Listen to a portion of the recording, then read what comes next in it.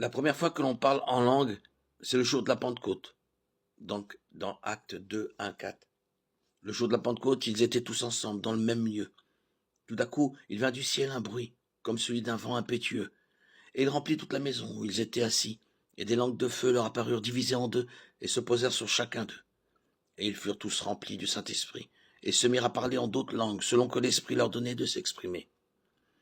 Les apôtres ont partagé l'Évangile avec les foules, leur parlant dans leur propre langue. Les foules étaient étonnées. Nous les entendons raconter les merveilles de Dieu dans nos langues. Acte 2, 11. Juifs et prosélytes, crétois et arabes, nous les entendons raconter dans nos langues les merveilles de Dieu. Le mot grec traduit par langue signifie littéralement langue. Par conséquent, le don des langues consiste à parler dans une langue que l'orateur n'a jamais apprise, afin de servir quelqu'un qui parle cette langue. Dans Acte 2, 1, 4, les apôtres ont partagé l'évangile avec les foules, leur parlant dans leur propre langue. Les foules étaient étonnées. Nous les entendons raconter les merveilles de Dieu dans nos langues. Acte 2, 11.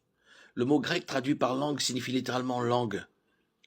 Par conséquent, le don des langues consiste à parler dans une langue que l'orateur n'a jamais apprise afin de servir quelqu'un qui parle cette langue.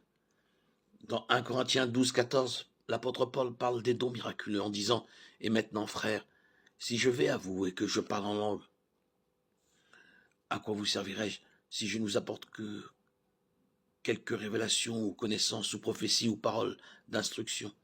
1 Corinthiens 14, 6.